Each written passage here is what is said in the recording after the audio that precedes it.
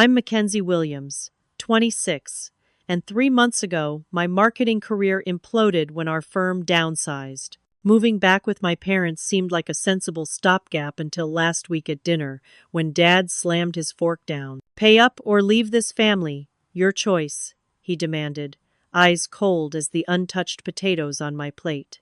Mom stared at her lap while my brother examined the ceiling. That ultimatum changed everything, forcing me to choose between financial security and self-respect. Before I share what happened next, let me know where you're watching from in the comments. Hit that subscribe button and like this video, trust me. You'll want to see how I turned this family crisis into the best decision of my life. Before everything fell apart, I had a life I was proud of in Boston.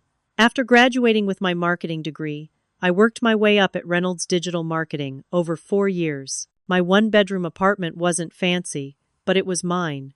I had friends, a growing savings account, and my parents actually bragged about me at their country club. Our Mackenzie, the marketing professional in Boston, they'd say with that particular pride parents feel when their investment pays off. Then came Black Friday, not the shopping kind.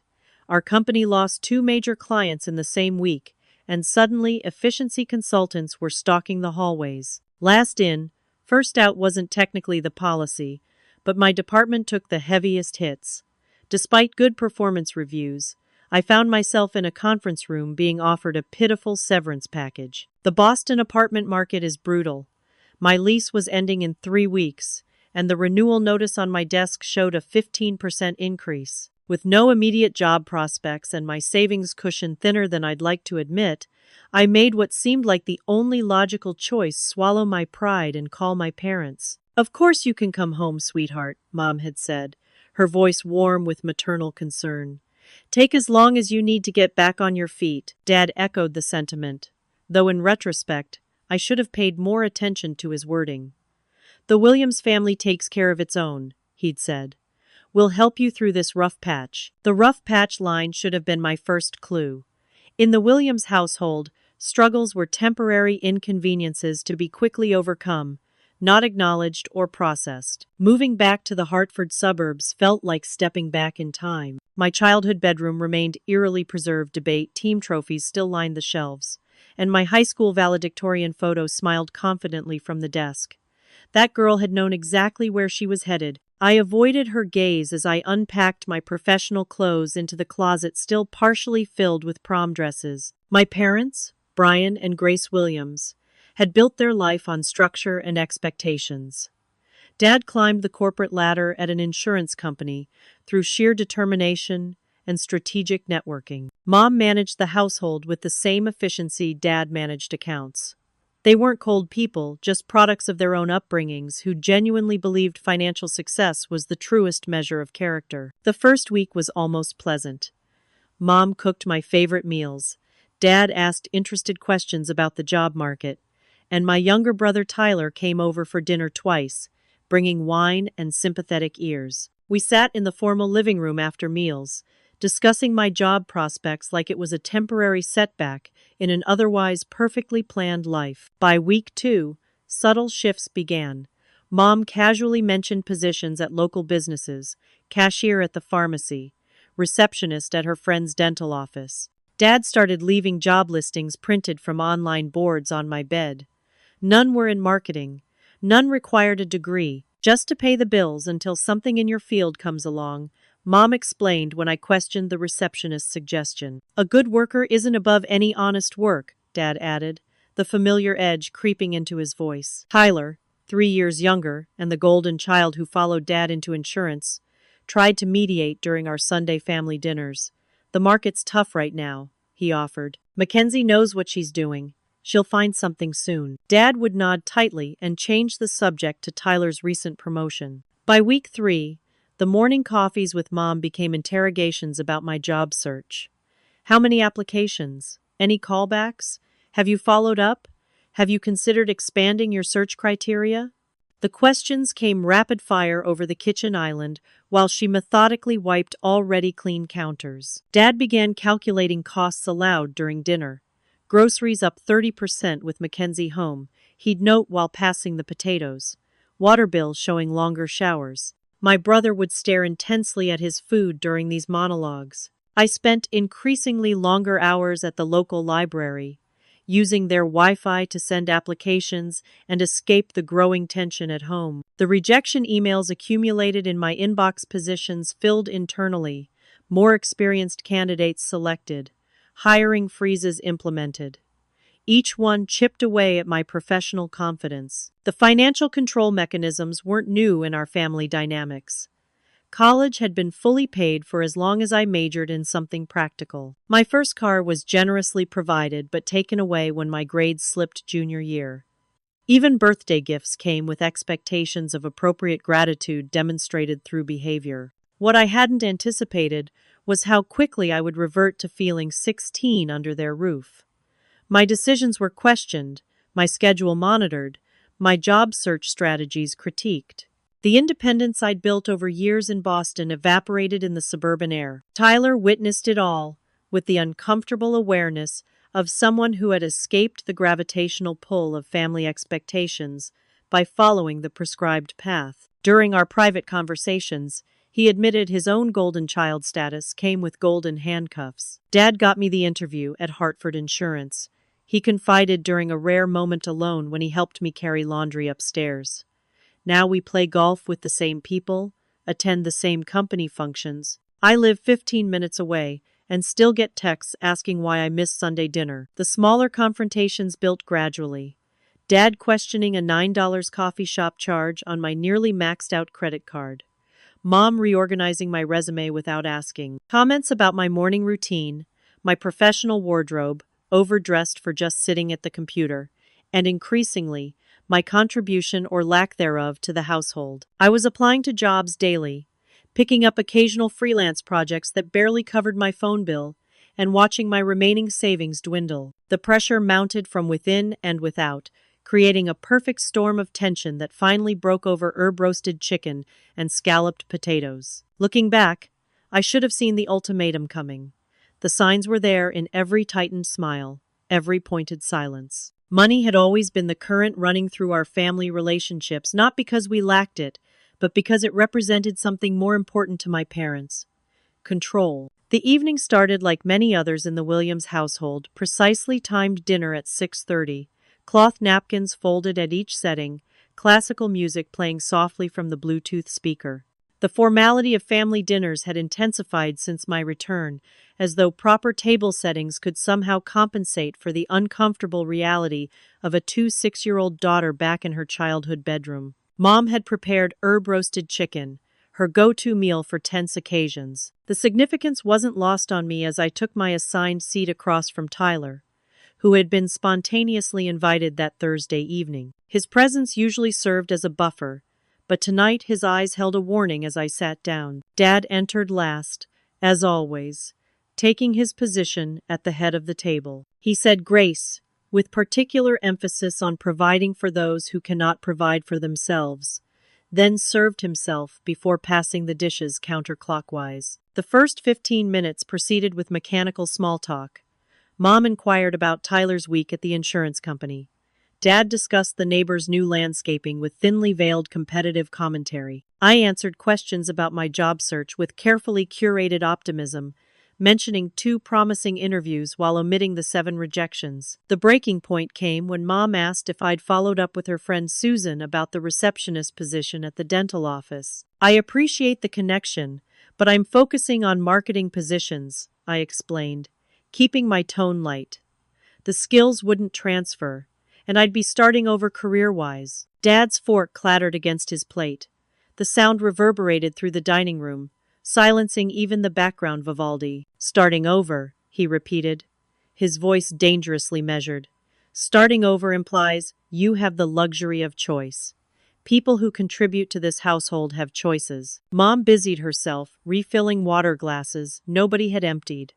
Tyler suddenly found his scalloped potatoes fascinating. I'm contributing in other ways, I countered.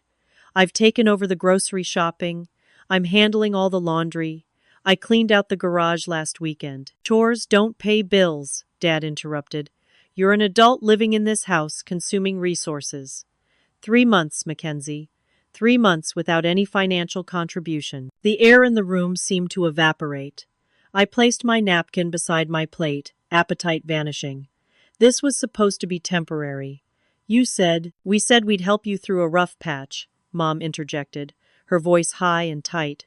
We didn't agree to indefinite support. Dad leaned forward, his businessman posture taking over. Your mother and I have discussed this at length. You have two options moving forward. He held up one finger. You can remain part of this family and household by contributing $800 monthly for room and board. A second finger joined the first.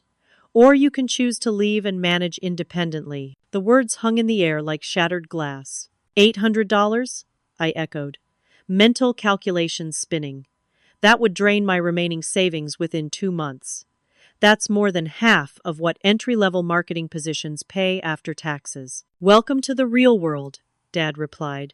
No free rides. This isn't about the money, it's about responsibility. But it was about the money.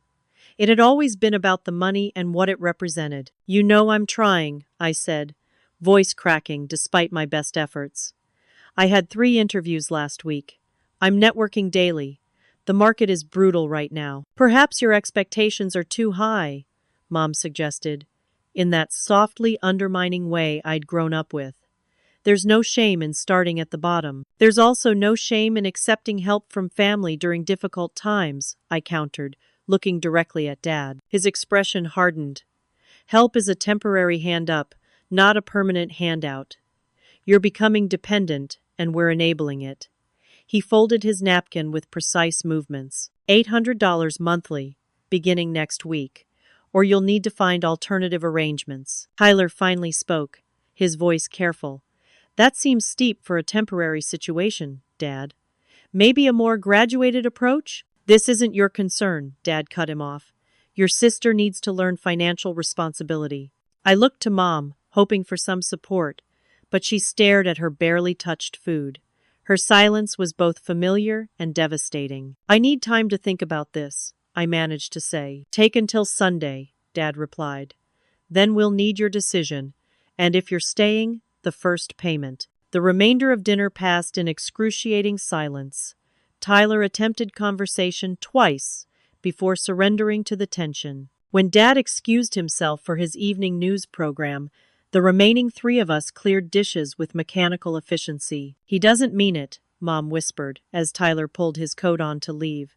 He's just worried about your future. Tyler hugged me tightly at the door. Call me, he murmured, whatever you decide. That night, I lay awake in my childhood bed, staring at the glow in the dark stars I'd placed on the ceiling at age 9. The ultimatum replayed on loop, along with rapid calculations of my dwindling finances. Morning arrived after fitful sleep. I entered the kitchen to find both parents at the island, a united front with coffee mugs and expectant expressions. I'd hoped for at least a few days before another confrontation. Your father and I want to clarify that this isn't punishment, Mom began. It's about helping you establish healthy independence. Dad nodded. Many young adults pay their parents' rent. It's perfectly normal. It would be normal if I had an income, I replied. You're asking me to deplete my emergency fund when I'm already in an emergency. Perhaps the pressure will motivate more practical job choices, Dad suggested. The subtext was clear. Abandon my career aspirations and take whatever would pay the bills.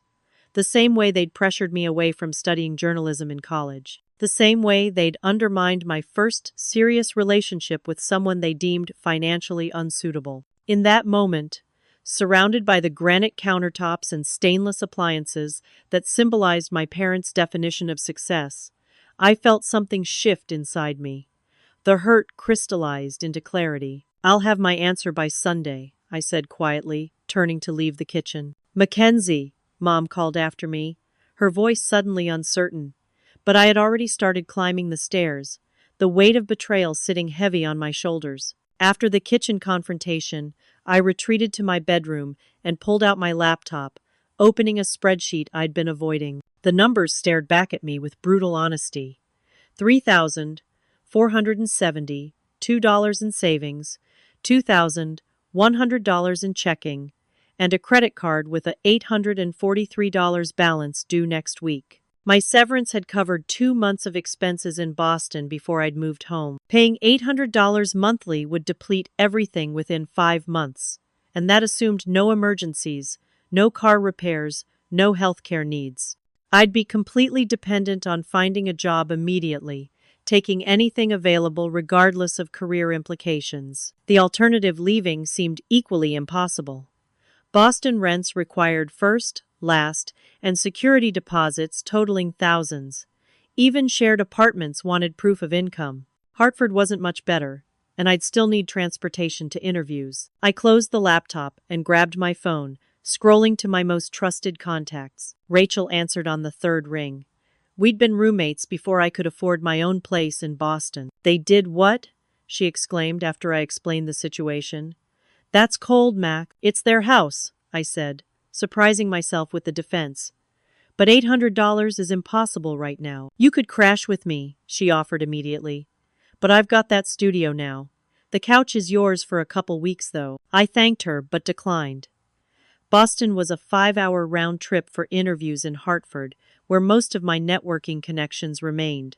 My next call was to Alicia, my college roommate who lived 30 minutes away. My place is tiny, and I've got the roommate from hell already, she said apologetically.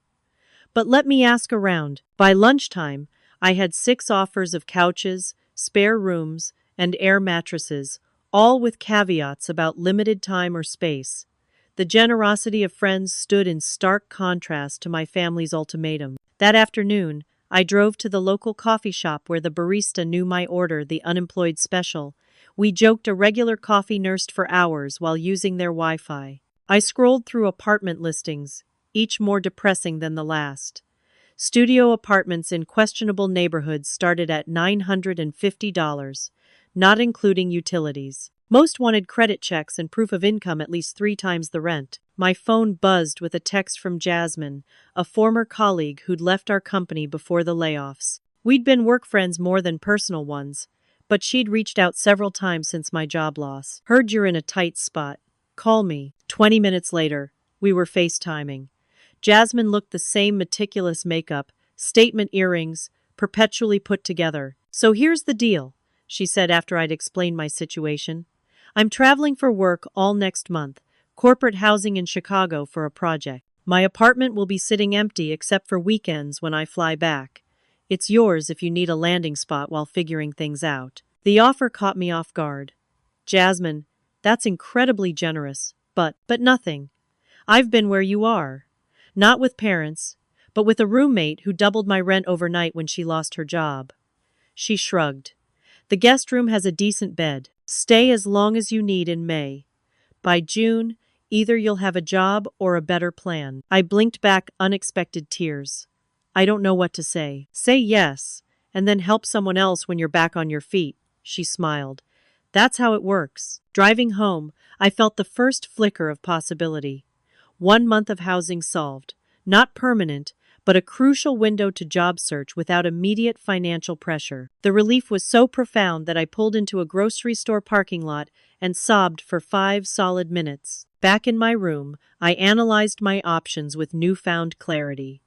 Leaving felt terrifying, but staying seemed worse, not just financially, but for my sense of self. I'd be accepting the premise that I was a burden rather than a family member in need of temporary support. That evening, I avoided another family dinner by claiming a networking event. Instead, I sat in the library researching storage options for belongings. I couldn't fit into Jasmine's guest room. The cheapest unit was $89 monthly, still less than my parents' rent. My phone lit up with a text from Tyler. How are you holding up? We met at a diner halfway between our homes, sliding into a booth far from other customers. They're serious, he confirmed before I could ask, stirring his coffee endlessly. Dad's already talked about converting your room to a home office if you leave. The casual cruelty of that detail struck deep. I've only been back 3 months. Tyler looked miserable. I tried talking to them. Dad says it's tough love. It's just tough, I replied. The love part is questionable. What will you do? I outlined Jasmine's offer and my tentative plan to leave Sunday. Tyler pushed his coffee aside. Let me help financially. I can. No, I interrupted. That puts you in the middle, and they'll find out. I need to do this myself. Then take this. He slid an envelope across the table. It's not much, just 500. Emergency fund. Use it or don't, but it's yours with no strings. I wanted to refuse, but recognized the gift was as much for him as for me, a way to separate himself from our parents' actions. I tucked the envelope into my bag with a whispered thanks. The following morning, I began methodically sorting my belongings while my parents were at work. Winter clothes and books went into storage boxes. Professional attire and immediate necessities were packed in suitcases. Childhood mementos were hardest. What do you keep when space is at a premium, but memories are irreplaceable? Looking around the room that afternoon, I felt a strange detachment. The space had preserved a version of me that no longer existed. Perhaps leaving was overdue. I sat at my old desk and wrote a letter I never imagined writing. Mom and Dad, I've made my decision. I'm choosing to leave rather than deplete my savings, paying rent to my family during a crisis. This isn't about money, it's about what family means to me versus what it means to you. I'll always be grateful for the opportunities you've provided, but I can't accept conditions on belonging to this family. I've found temporary housing and will be moving Sunday. I'm not sharing my address for now, as I need space to process this turn in our relationship. Tyler knows how to reach me in an emergency. I hope someday we can rebuild what's been broken here. Mackenzie. I folded the letter and placed it on my precisely made bed. The house felt cavernous and silent as I carried the first load of boxes to my car. As I closed the trunk, Mom's car pulled into the driveway. Perfect timing had always been her specialty. She looked at the boxes visible through my car windows, then at my face. You're leaving. Not a question. Yes. She clutched her purse tighter. Without discussing it with us first? The terms weren't negotiable, I reminded her. I'm making the choice Dad presented. This isn't what we wanted, she said, voice wavering. Then you should have wanted something different. I hadn't intended the words to come out so sharp, but 3 months of accumulated hurt had formed an edge I couldn't blunt. Mom stood silently for a moment. Will you at least stay for dinner? Tell your father yourself? I shook my head. My letter explains everything. I'm going to finish packing now. She followed me inside but kept her distance as I carried boxes downstairs. When I finally closed my car door 3 hours later, she stood in the doorway, arms crossed protectively over her chest. Where will you go? She asked. I have a place, I answered, offering nothing more. As I backed out of the driveway, the rearview mirror showed her still standing there, a diminishing figure in a doorway that no longer felt like home. Jasmine's guest room measured exactly 8 by 10 feet, with just enough space for a twin bed and small dresser. After my parents' spacious colonial, it felt like a closet. After having nowhere, it felt like a palace. Mi casa es su casa, Jasmine had said, handing over a spare key. Literally, I'm only here weekends this month. Don't burn the place down. Don't throw wild parties. And don't apologize for needing help. The first night alone in her apartment, I sat cross-legged on the borrowed bed and made a survival plan. My remaining money needed to stretch until I found employment. I divided my budget into absolute essentials: phone bill, car insurance, gas, minimal groceries, and the storage unit payment. The math was unforgiving, but possible if I found work within 8 weeks. Morning brought a text from Mom. Please let us know you're safe. I replied with the bare minimum. I'm safe. Need time. Dad's message arrived an hour later. When you're ready to discuss this rationally, we'll be here. I didn't respond. My job search shifted into desperate mode. I expanded parameters, applying for marketing assistant positions, social media roles, content writing gigs, anything remotely connected to my skills that might pay bills. Mornings were dedicated to applications, afternoons to networking calls and coffee meetings, evenings to freelance job boards and gig work. 1 week into my exile, I ran into Mrs. Prentice at the grocery store. She'd been our neighbor for 15 years and hosted the book club my mother attended monthly. Mackenzie, your mother mentioned you were staying with a friend. Her eyes held curious judgment. Temporary, I hope? Your parents are just devastated you left so suddenly. My stomach tightened. Did they mention giving me an ultimatum? Her expression answered before her words. They said you weren't ready for adult responsibilities and chose to leave rather than contribute to the household. She patted my arm. Every family goes through rough patches. I'm sure you'll work it out. I abandoned my half-filled cart and drove back to Jasmine's, hands shaking on the steering wheel. Of course they'd control the narrative. Of course I'd be painted as the ungrateful child. That night, I received rejections from 3 promising positions. The marketing coordinator role went to someone with more experience. The content manager position had been filled internally. The social media job wanted someone with TikTok expertise I couldn't claim. I crawled into bed and allowed myself 30 minutes of tearful self-pity before forcing myself back to the laptop. A coffee shop near Jasmine's apartment had a barista wanted sign. I'd walked past it twice that week. Tomorrow, I'd walk in. No marketing experience required. Just a good attitude and willingness to learn, said Nadia, the owner, reviewing my clearly overqualified resume. Can you start Monday? 5:30 a.m. I accepted immediately, calculating the $13.50 hourly wage against my dwindling bank balance. Not enough to afford my own place, but enough to slow the bleeding. My second week of independence brought 2 more rejection letters and 1 promising lead that ended with "We'll keep your resume on file." The phrase that every job seeker recognizes as polite dismissal. Tyler called midweek, speaking quietly like someone might overhear. Can you meet for lunch Saturday? I need to see you're okay. We met at a sandwich shop halfway between our homes again. He looked genuinely relieved to see me, pulling me into a tight hug. You look tired, he observed, sliding into the booth. 5:30 a.m. barista shifts will do that, I replied, trying to sound lighthearted. How are things at home? He picked at his sandwich. Tense. Mom cries sometimes when she thinks no one's watching.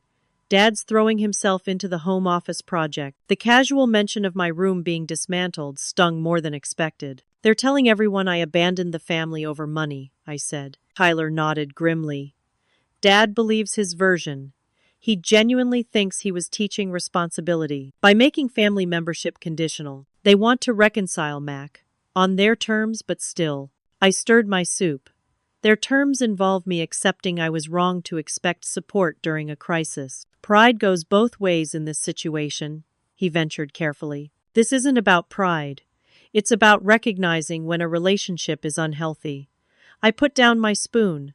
Would you pay rent to stay with me if you lost your job? Of course not, because that's not what family does. He couldn't argue with that. After lunch, Tyler walked me to my car and hesitated before asking, Are you actually okay? Honestly, I considered lying but couldn't. I'm surviving. Not thriving, but surviving. Let me help more, he pleaded. You already are, I assured him. Just by not making me feel crazy for my choice. The apartment hunt consumed my few free hours between barista shifts and job applications. Each viewing was more depressing than the last basement units with suspicious mold. Converted garages with questionable wiring, shared houses with unsettling housemates. Everything within my budget was unsafe, unsanitary, or both. In week 3, I founded a studio apartment in a building that had seen better days but wasn't actively dangerous. 400 square feet with a kitchenette, bathroom, and main room, serving as bedroom, living room, and office. $875 monthly, utilities included. Available immediately. The property manager looked skeptically at my employment verification from the coffee shop.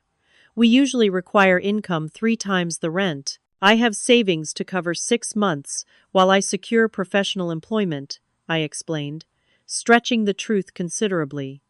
And perfect credit. She hesitated, then handed over an application. First, last, and security deposit required at signing. That's $2,625 total. I nodded as though this weren't 3/4 of my remaining funds. That evening, Jasmine returned from Chicago for her weekend at home.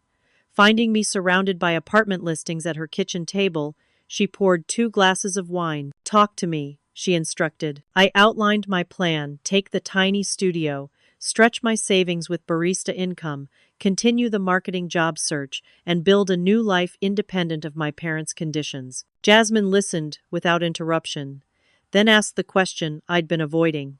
Have you considered reconciling with your parents?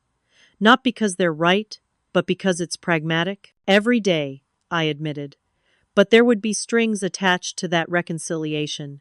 Strings I'm not willing to accept anymore. She nodded slowly.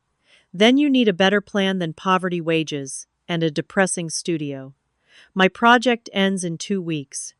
You can stay here through June if needed. The offer of additional time nearly broke me. I can't keep taking— Stop, she interrupted. This isn't charity. It's community. When I was struggling, people helped me. Now I help you. Someday, you'll do the same for someone else. The next morning, I signed the lease on the tiny studio, scheduling the move-in for Jasmine's return to Chicago. The weight of financial commitment felt simultaneously terrifying and empowering. Moving day arrived with unexpected complications. The apartment wasn't cleaned after the previous tenant, the refrigerator smelled suspicious, and the promised parking space was blocked by construction equipment. Jasmine helped me scrub every surface before we assembled the secondhand furniture I'd purchased on Facebook Marketplace. Standing in the middle of my new home that evening, a futon serving as both bed and couch, a folding table as desk and dining table, and exactly 3 plates in the cabinet, I faced the reality of what independence had cost. No family photos adorned the walls. No housewarming party would christen the space. No parents would drop by with forgotten items or home-cooked meals. For the first time since leaving, I cried without restraint, not from self-pity, but from grief for the family relationship I'd always wanted and now accepted I might never have. The first night alone in my new apartment was a study in contrasts. The independence I'd fought for felt hollow in the empty space. The silence, once craved during tense family dinners, now seemed oppressive. I made the futon bed, with sheets from Goodwill, and tried to ignore the streetlight, shining through the thin curtains. Morning came too early, my phone alarm blaring at 4:45 a.m. for my coffee shop shift. The shower took 5 minutes to run hot water, and the kitchen had exactly 1 clean mug for quick coffee before rushing out. Nadia greeted me with her usual energy at the cafe. Rough night? You look exhausted. First night in my new place, I explained, tying on my apron. New apartment insomnia. Classic. She patted my shoulder. Extra espresso. In your cup today. The morning rush kept me distracted, muscles memorizing the rhythm of drink preparation while my mind wandered through financial calculations. Rent paid had decimated my savings. Car insurance was due next week. The storage unit payment would clear tomorrow. Each transaction pulled me closer to financial freefall. During my break, I checked emails on my phone. 3 more job rejections waited in my inbox, each with the same hollow encouragement to apply for future positions. My carefully crafted cover letters and tailored resumes seemed to vanish into a digital void. You're good with the customers, Nadia commented as we closed that afternoon. They respond well to you. I attempted a smile. Marketing background. Understanding audience needs transfers surprisingly well to coffee orders. Speaking of which, she continued, a regular asked if we handle social media management for small businesses. I said no, but mentioned I had a marketing pro on staff. Hope that's okay. My pulse quickened. Completely okay. More than okay. He'll be in tomorrow morning. Wears the blue scarf, orders a pour-over. Name's Greg. That night, I researched small business social media packages, pricing structures, and portfolio presentations until my laptop battery died. The possibility of professional work, however small, felt like oxygen after weeks underwater. Greg turned out to be a middle-aged accountant with wire-rimmed glasses and, indeed, a blue scarf. His accounting firm had 0 social media presence, and his partners were pressuring him to modernize. I don't understand any of it, he admitted, accepting his pour-over. Instagram, LinkedIn, whatever the kids are using these days. I slipped him my hastily made business card during a quiet moment. I could help with that. Marketing professional with social media experience. Very reasonable rates. He studied the card. Mackenzie Williams. Why is a marketing professional making my coffee? Economic restructuring, I replied with more confidence than I felt. My consultancy is in its early stages. That didn't sound like a complete lie. Desperation was indeed a powerful consultant. He pocketed the card. I'll discuss it with my partners. 3 days passed without word from Greg. My bank account dipped below $500, and a check of my electric meter revealed higher usage than anticipated. I cut back further cold showers, no heat despite the spring chill, meals consisting of ramen with frozen vegetables for nutritional semblance. Then came Tuesday morning, my day off from the coffee shop. I woke to darkness and confusion. The digital clock beside my futon was blank. Testing a light switch confirmed my fear the power had been shut off. I called the utility company in a panic, only to discover an administrative error. The previous tenant's outstanding balance had been transferred to my account. We can restore service today, but you'll need to pay the outstanding balance plus the reconnection fee, the representative explained. That's not my bill, I protested. I just moved in. You'll need to take that up with your landlord. Our system shows this account in your name. The total came to $237, money I didn't have to spare. I called the property manager, who promised to investigate, but couldn't authorize an emergency reconnection. Sitting in my darkened apartment, I considered my options. The remaining money would barely cover car insurance. Without electricity, I couldn't charge my phone or laptop, couldn't prepare food, couldn't light the apartment after sunset. For 1 weak moment, I contemplated calling my parents. They would help immediately. They would also consider it validation of their position that I couldn't manage independence, that I needed their support on their terms. Instead, I walked to the coffee shop on my day off, laptop and charger in my bag. Nadia raised an eyebrow as I settled at a corner table. Missed us already? Power's out at my apartment, I explained, attempting lightness. Thought I'd be productive while they fix it. She brought over a complimentary coffee. Stay as long as you need. I nursed the coffee for hours, alternating between job applications and anxious emails to the property manager. As closing time approached, Nadia dropped a paper bag on my table. Day-old pastries, she said. Going to waste otherwise. I recognized the kindness for what it was, and accepted without argument. Walking back to my dark apartment, I felt the weight of reality settling in. This was rock bottom, no electricity, dwindling funds, professional rejection accumulating daily. Today was also my 27th birthday, a fact I deliberately avoided acknowledging. No calls had come from my parents. Either they'd forgotten or were respecting my request for space. Neither possibility brought comfort. After eating a slightly stale scone by candlelight, I allowed myself to consider whether I'd made a terrible mistake. Perhaps pride had driven me to an untenable position. Perhaps accepting my parents' conditions would have been the practical choice. The thought lasted only moments before I remembered the ultimatum subtext, that family support was conditional, that love came with financial obligations, that independence required submission to their definition of success. No, I hadn't made a mistake. I'd made the only choice my self-respect would allow. If this was rock bottom, then the only direction left was up. My phone buzzed with an incoming call, the screen displaying Greg's name from his business card information. Mackenzie, he began without preamble. My partners approved a 3-month trial for social media management. Can you come by the office tomorrow to discuss details? The darkness suddenly seemed less absolute. Absolutely. What time works for you? We scheduled a meeting for 11 a.m. My barista shift would end at 10, giving me time to change into my one remaining unwrinkled professional outfit. After the call ended, I allowed myself one moment of pure relief before practical concerns resurfaced. This opportunity was a beginning, not a solution. The payment would help with immediate needs but wouldn't solve the larger financial instability. A text from Tyler broke through my thoughts.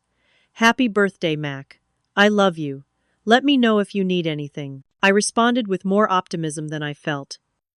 Thanks. All good here. Having a quiet celebration. Quiet was certainly accurate for a candlelit studio with no functioning appliances. The following morning brought unexpected news. The property manager had resolved the utility issue.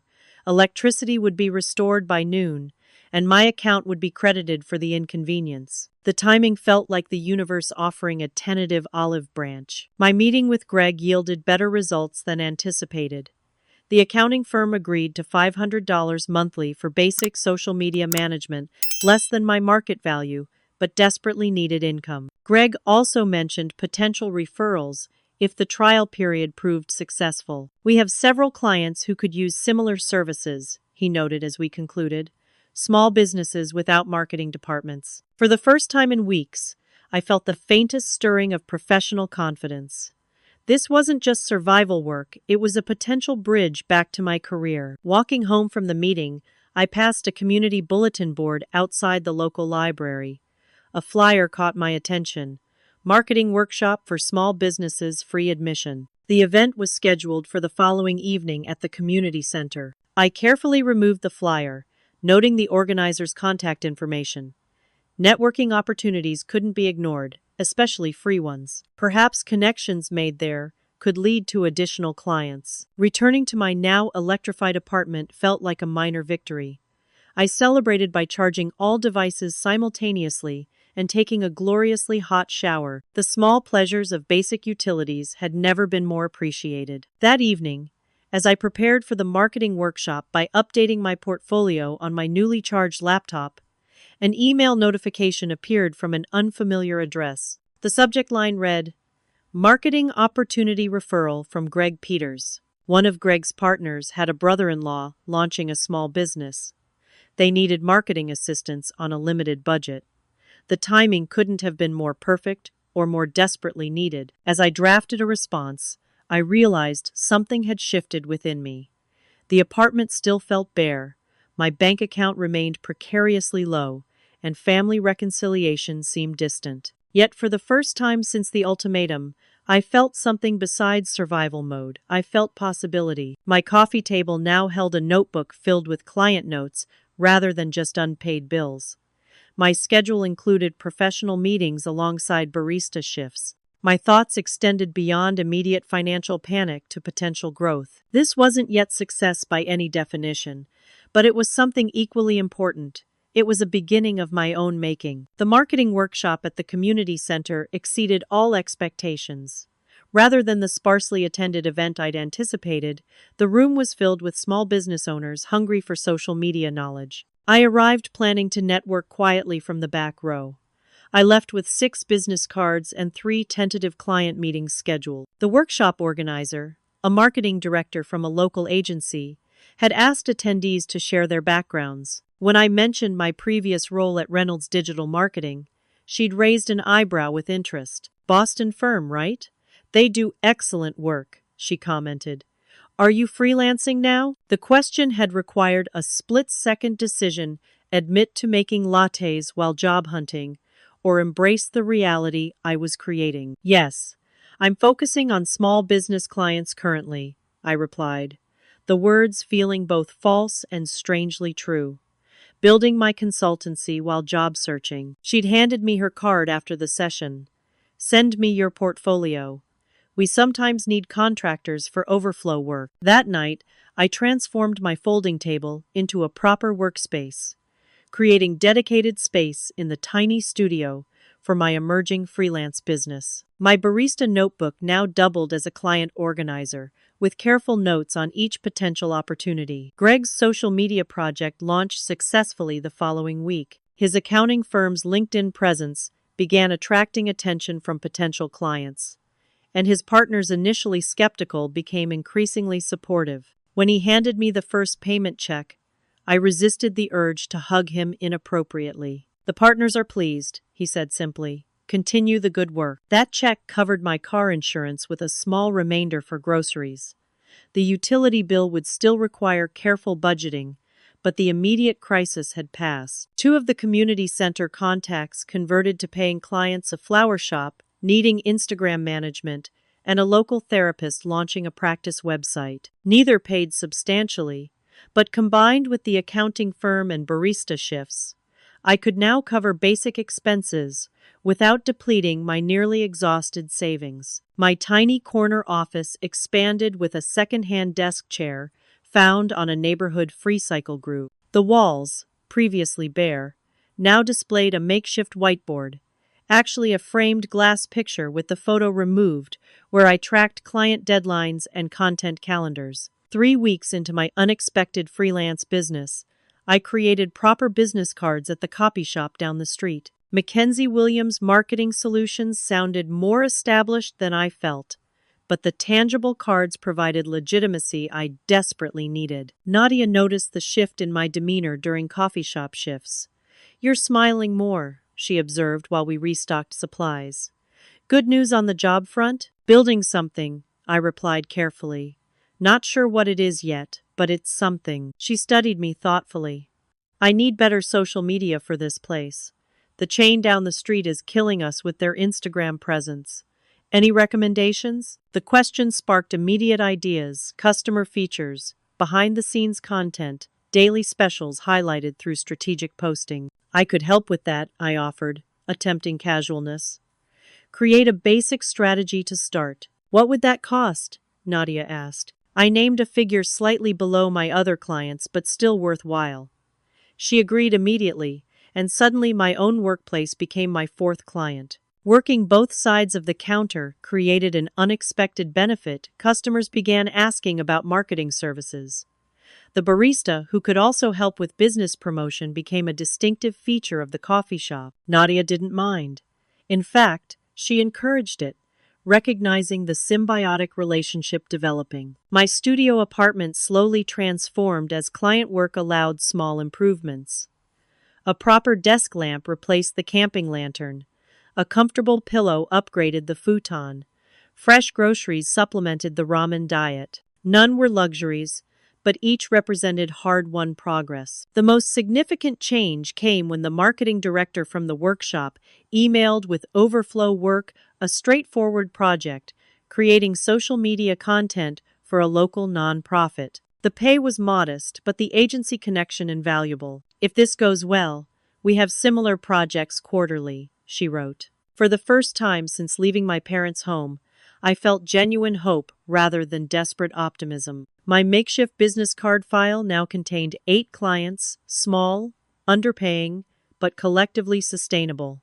My coffee shop hours had reduced to part-time as marketing work increased. My professional confidence, shattered by layoffs and rejections, slowly rebuilt with each successful project. Then came the unexpected knock at my door. I wasn't expecting clients or deliveries. The apartment manager typically called rather than visited. Opening the door revealed the last person I expected, my mother, looking smaller and more uncertain than I remembered. "Mackenzie," she said, her voice catching slightly. "May I come in?" The question implied a boundary respect I hadn't experienced previously. I hesitated briefly before stepping aside. Mother entered cautiously, surveying the studio with poorly concealed concern. Her gaze lingered on the futon, the folding table workspace, the minimal kitchen setup. "Tyler gave me your address," she explained. "I hope that's all right. Would you like tea?" I offered, falling into hostess mode despite myself. "I don't have much else." She nodded, perching uncomfortably on the single chair while I boiled water in my second-hand kettle. "It's small," she finally commented, "but you've made it. Homey." The awkward compliment hung between us. I handed her the tea in my one matching mug, taking a chipped cup for myself. "Why are you here, Mom?" She stared into the tea. "To see if you're all right. To see if there's a way forward for us." "Did Dad send you?" "He doesn't know I'm here," she admitted. "He's still processing. Processing that I chose self-respect over financial security." Mother's shoulders tensed defensively. "You know your father grew up differently than you did. His parents made him pay rent from his first job at 16. He put himself through college working nights. I know his story, Mom. He's told it repeatedly. But this isn't about rent. It's about using money to control me. He doesn't see it that way." "How do you see it?" I challenged gently. Her eyes welled unexpectedly. "I see that we handled things badly. I see that I should have spoken up when your father made that ultimatum." She placed the mug carefully on the folding table. "I see my daughter living in a studio apartment, working at a coffee shop, when she has a perfectly good home available. With conditions attached, families have expectations, Mackenzie. Families also have support systems," I countered, gesturing toward my workspace. "I'm building something here. It's small and it's struggling, but it's mine. No conditions attached except my own standards. Mother looked genuinely surprised. You're working in marketing again? I explained my fledgling freelance business, watching her expression shift from concern to cautious respect. Your father doesn't know about this, she said finally. He thinks you're just being stubborn, working minimum wage to prove a point. I'm proving something to myself, not to him. She nodded slowly. I understand that better than you might think. A pause. I had dreams of interior design before I met your father. Did you know that? I shook my head, surprised by this glimpse into her past. My parents thought it impractical. I met your father in college, fell in love, and chose a different path. She smiled sadly. Not every choice is wrong just because it's difficult. The conversation continued cautiously. Neither of us quite ready for full reconciliation, but both recognizing the importance of the bridge being built. As she prepared to leave, Mother hesitated at the door. Your brother mentioned a small business website you're creating. He needs help with his insurance office, social media. Said he tried asking you before. I remembered Tyler's offer of financial help, which I'd refused. He wants to hire you properly, Mother clarified, reading my expression. As his marketing consultant. No family discount. The unexpected opportunity and the respect behind it caught me off guard. I'll call him, Mother nodded, then added hesitantly. I won't tell your father about this visit unless you want me to. But I think he misses you more than his pride allows him to admit. After she left, I sat in my tiny apartment processing the conversation. The relationship wasn't healed, but a door had opened that I'd thought permanently closed. Tyler's call came that evening. So Mom found you. She did. Thanks for the referral. It's not charity, he clarified immediately. My office social media is embarrassing.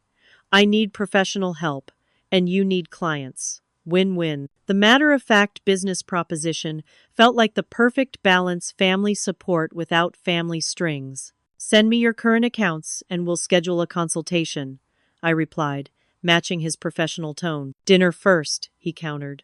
Sunday? I'll bring proper food to your place. That Sunday dinner in my studio apartment marked another turning point.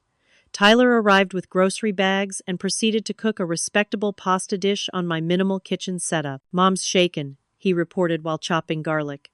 Your apartment wasn't what she expected. Too small, too shabby, too independent, he corrected. She expected desperation, not determination.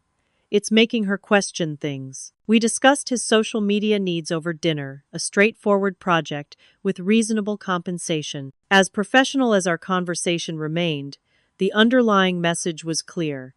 Family connection without conditions. When Tyler left that evening, my apartment felt different, less a symbol of desperate independence and more a chosen path with growing potential. The following week brought 3 significant developments: a referral from the marketing agency for another project, an invitation to lead a workshop at the community center, and an email from a job recruitment firm requesting an interview for a marketing position. Sitting at my desk, no longer a folding table, but a proper workspace, I realized I faced a choice I hadn't anticipated.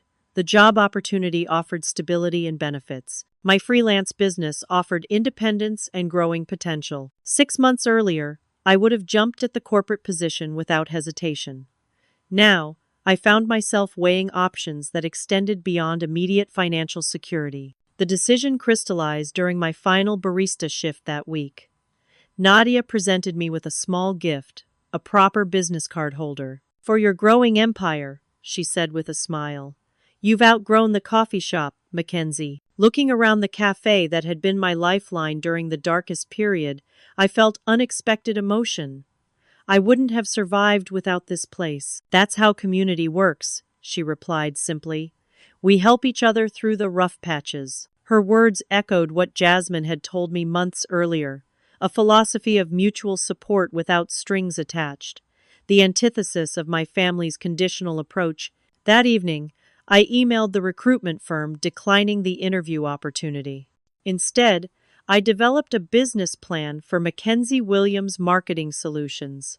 mapping growth potential and expansion opportunities. The tiny studio that had once felt like rock bottom now served as foundation for something I hadn't dared imagine, a self-directed future built on my own terms. 6 months after leaving my parents' home, I stood in my new apartment surveying the transformation. The tiny studio had been replaced by a one-bedroom with an actual office space, small by conventional standards, but palatial compared to where I'd started. Proper furniture had replaced makeshift solutions. Professional certificates hung on walls once bare. The kitchen contained matching dishes rather than mismatched cast-offs. Most importantly, the desk in my dedicated office space held evidence of thriving rather than surviving. A client roster requiring careful management, a calendar filled with strategy sessions and consultations, and the business cards of 2 part-time assistants hired to handle the overflow work. Mackenzie Williams Marketing Solutions had evolved from desperate freelancing into a legitimate small business. What began as stopgap income had developed into something I'd never fully envisioned: entrepreneurship on my own terms. The journey hadn't been smooth or easy. Feast or famine cycles tested my resolve monthly. Client emergencies derailed carefully planned schedules. Learning to manage business finances required painful lessons in cash flow and quarterly tax payment. Yet each challenge reinforced the core lesson of my journey: independence meant charting my own course through difficulties, rather than accepting someone else's direction with conditions attached. Tyler had become my strongest advocate, referring insurance colleagues and business connections that now comprise nearly a third of my client base.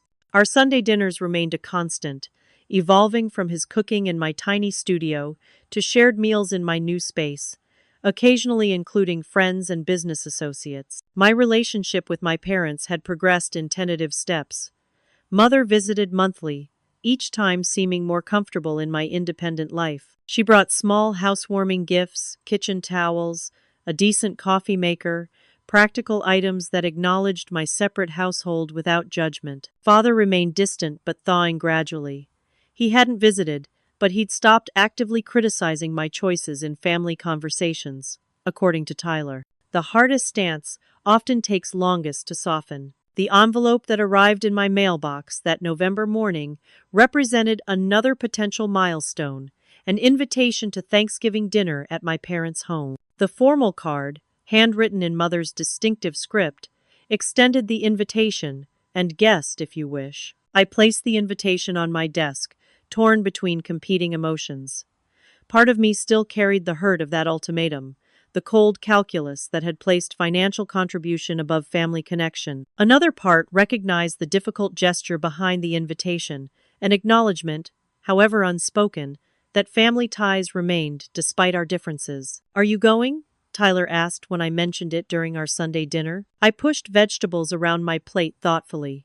"I haven't decided. Dad asked if you would come," he offered carefully. Actually asked, not assumed. The small detail felt significant, a recognition of my autonomy rather than presumption of compliance. Would it be giving in? I wondered aloud. Tyler considered this. Only if you abandon your boundaries in the process. Visiting doesn't mean moving back or accepting their conditions. He was right, of course. The choice wasn't between complete estrangement or complete surrender. Relationships existed in the nuanced middle ground of mutual respect. That evening, I composed my response, accepting the invitation, just myself, no guest.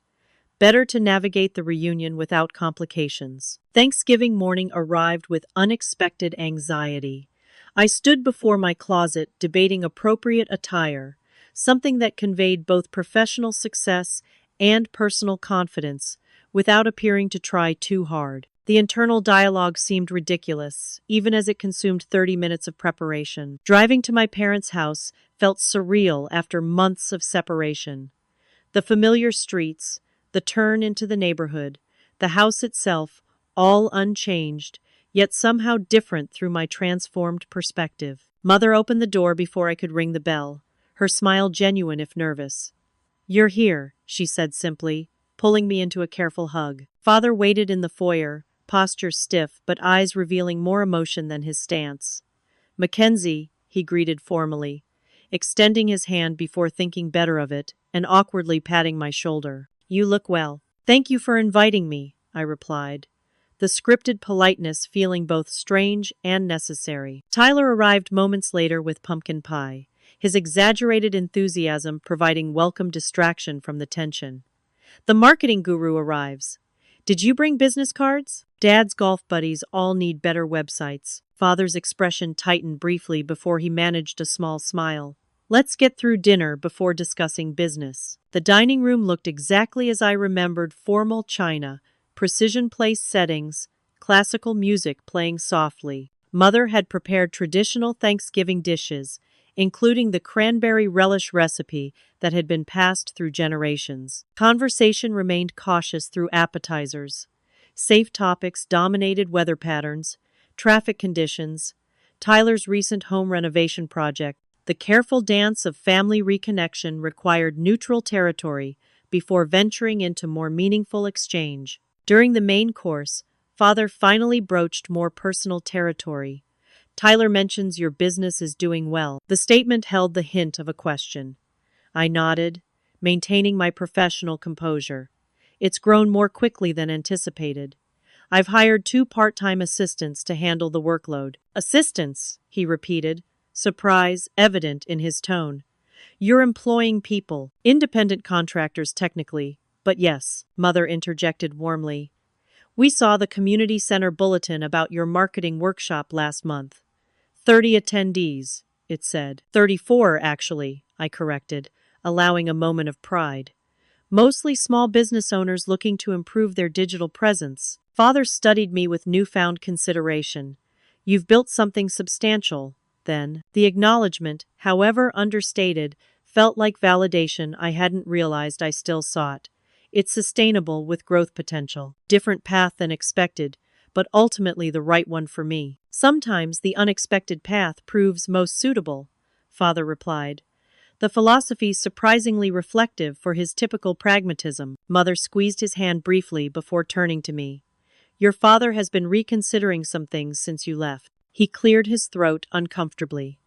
I may have been overly rigid in my approach. Coming from him, this qualified statement represented significant concession.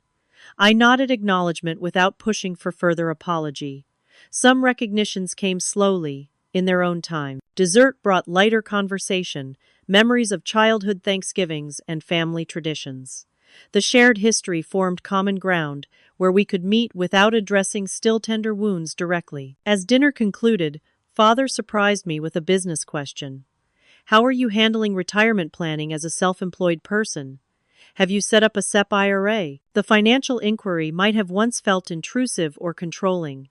Now it registered as genuine interest expressed through his particular lens of concern. I'm working with a financial advisor specializing in small business owners, I explained. Started small, but building systematically. He nodded with something resembling respect. Smart approach.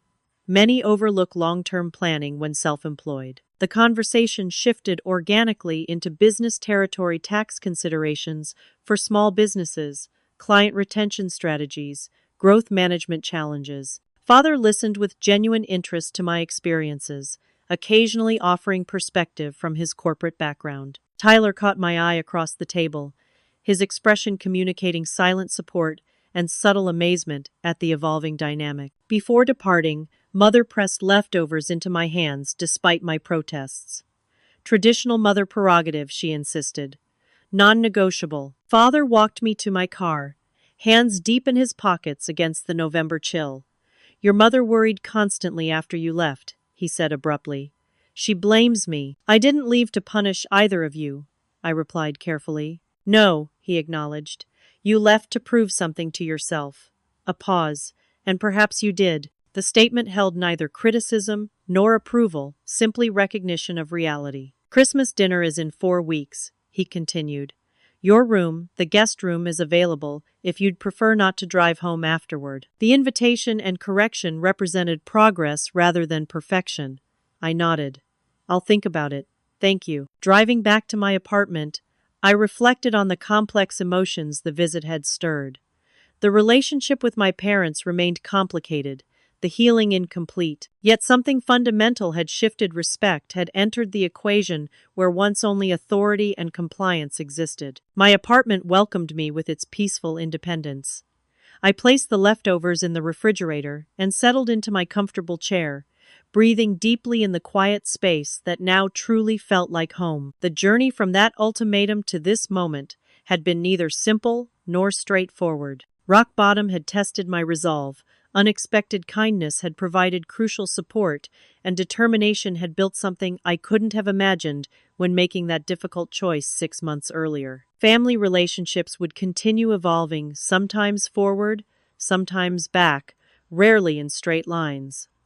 The difference now was meeting those relationships from a position of strength rather than dependence. The ultimatum that once seemed cruel had ultimately forced a necessary separation, painful but transformative. In choosing myself, I discovered capabilities and resilience previously untested.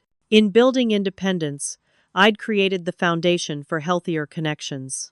The most valuable lesson wasn't about money or career or even family dynamics. It was the profound understanding that self-worth couldn't be externally determined, not by parents, not by employers, not by financial circumstances. True independence began with that recognition and grew stronger with each challenge faced on my own terms. As I prepared for bed that night, I noticed a text from Tyler. "Proud of you, Mac. You showed up on your terms and held your ground. Dad actually said he was impressed after you left. Baby steps. Baby steps indeed. The path forward wouldn't be perfect, but it would be authentic, a journey of my own choosing rather than someone else's design." Have you ever faced a family ultimatum that forced you to choose between security and independence? I'd love to hear your stories in the comments below. How did you navigate that difficult choice? Remember to like this video and subscribe for more real-life stories about finding your own path through family challenges. Thank you for joining me on this journey. And remember, sometimes the hardest choices lead to the most important growth. Until next time.